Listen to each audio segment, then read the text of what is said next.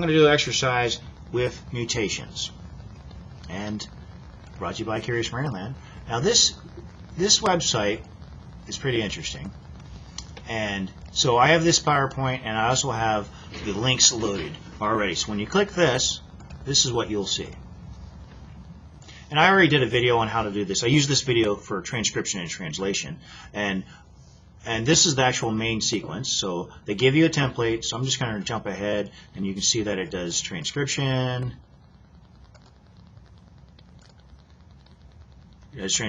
then after that it does translation. Now I'm advancing it so you can just see to get to the next point. And so here's your original template, and I'm just going to, so it starts adding in the amino acids, come in with the tRNA, and it attaches it. Again, I did a video on this, but that's not what I want to focus on. So that was the original DNA. Let me just go back. So that's the original DNA. Now, what I've done is I've set up these 5 scenarios to see what's going to happen. So here's my first one. So let's go ahead and I'm going to close this. I'm going to just close them as I go. So here's the very first scenario. Notice I've added in something. Let's go to the sequence. So here's the original DNA. There's the DNA, there's the RNA, here's the amino acids. So basically they just put 9 A's. There's 36 nucleotides. They did 9 of each, and so here's the transcription product, or the product of transcription, and here's 3 amino acids, 3 amino acids, 3 amino acids, 3 amino acids. What does a change do? So here's my first one. By the way, here's the amino acids. I'm not going to go into great detail, but when you change an amino acid as a result of a mutation, that could cause a change, not because of like the number of amino acids, but because of the type of amino acid. So these are the ones that they did. So they did first, second, third, fourth in this sequence. That's what this is producing. And of course, it's probably good to, if you're going to do this exercise, you need a PowerPoint, you need a codon chart. And let's move on. So these are some of the things I want my students to see. And this is an exercise that we do in class.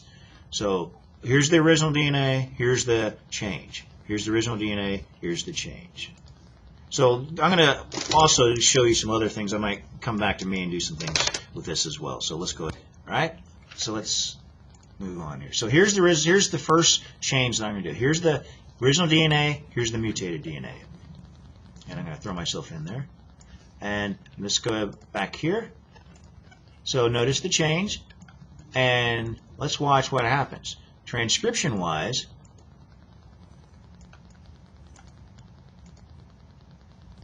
it's going to, I added an ATT. Anyone who knows what that makes, you could transcribe it and translate it really quickly while I'm doing it. But so here's,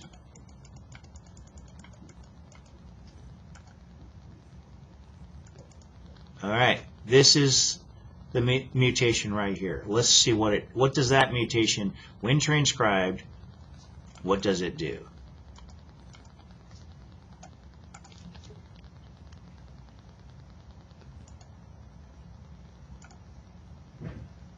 And I'm not going to pause this much for all 5 of these. My video will be way too long. But let's see. It's done. I introduced a stop codon. And so instead of having all the amino acids, I've got only 3 of them. So let's do another scenario. Here's another one. So that was an example of where I actually did an insertion. I inserted a stop codon. So let's look at what inversion will do.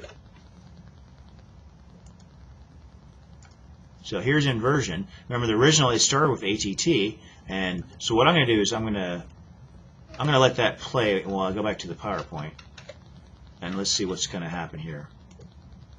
So this is what should happen. Notice what happens. You switch. It started with phenylalanine. Now it's switched. What is this going to cause? This is going to cause a main. The big change that's going to happen is look at lysine. Lysine is now in the front. Well, lysine. So now this is the switch order. Lysine is a base. It's electrically charged. And see, we had these 3 non-polar ones. So that would really just alter some things. So let's go back and see where we are here.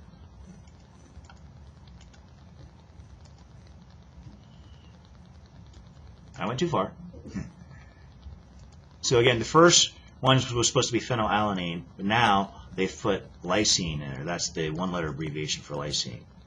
And then proline. So that's what's happening here. We've changed it. So I'm going to close that. Now here's my next one. Yeah, I keep forgetting to throw myself back in there. Okay. So now let's look at, so that was an example of an inversion. Here's my third scenario, which I went too far. Okay. So now I'm basically going to switch. I'm going to switch a letter, and here I'll just go and show you what the results would look like. So I switched this fourth A with a T. I'm sorry, with a C, as you can see. And this is what it does. All right, let me go ahead and run that.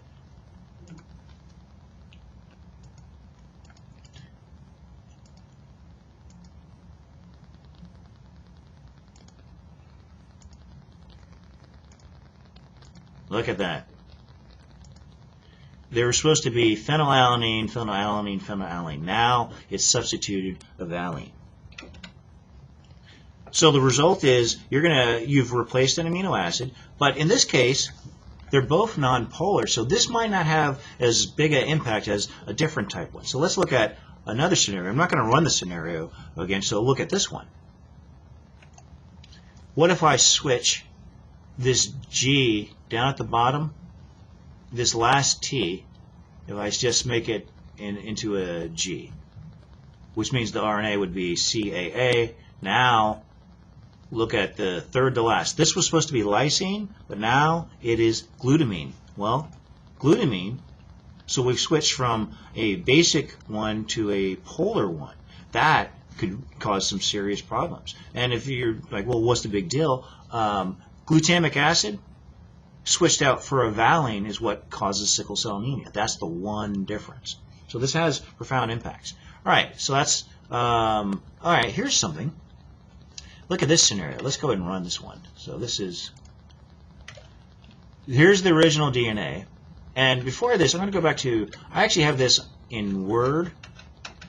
And let me show you what I want to demonstrate for deletions. So I did this where I just deleted the C, and it ended up not having any change. And then I deleted a T at the end, and what the software did is it just plugged it in. Kind of like what your cell machinery does. They will fill in that last base. We know that the last base can have a variety of different combinations. Like valine can have any of the four or bases be the last base in that codon and still produce valine. And so I ran through the scenarios, but then I was curious, well, what if I delete a whole bunch? And that's what this is. So let's look at it and see what happens.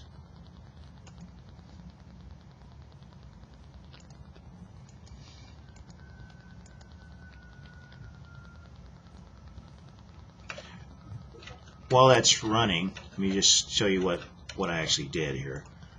What I did is I deleted the fourth base, and I deleted the last T, and I deleted some of the C. So there's less C. So what is this going to do?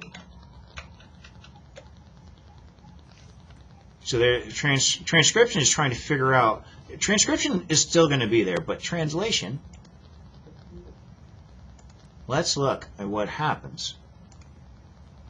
And I went too far. I just keep doing that.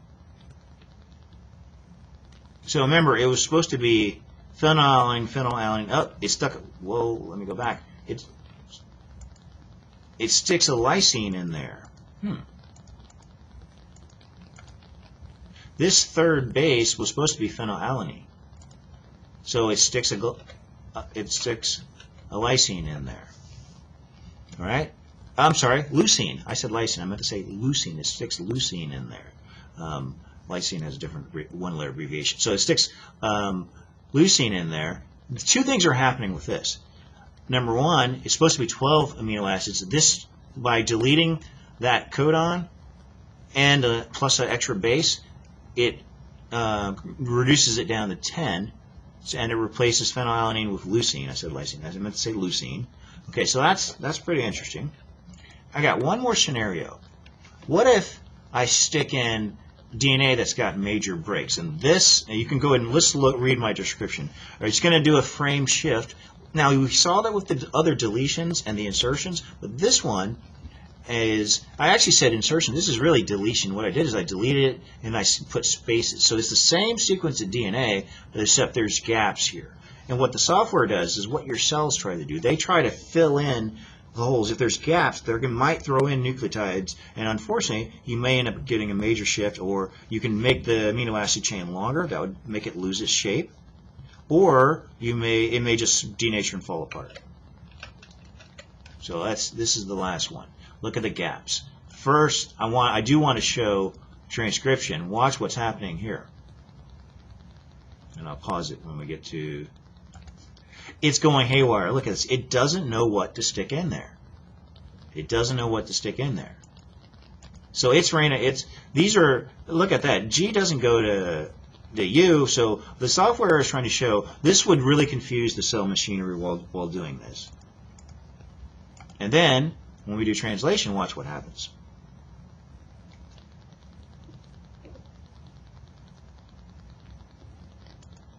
Look at this. It's like, I don't know if I want to stick glycine in or stick, and really what's going to happen is this is probably it's just going to denature it, break it down. It's not going to use this protein. So I'll just let it run. So, all right, so that's pretty much the video on different types of mutations and the impact that they have. And main thing to understand about this is if this is the amino acid sequence, and let's say it causes this protein right here, this amino acid right here, say that's a charged one that forces this to bend down this way and bend down this way. If you replace it with an uncharged one, maybe this is the function. Now this is the shape. You lose the shape, you lose the function, and that could cause problems. Brought to you by Curious Randman.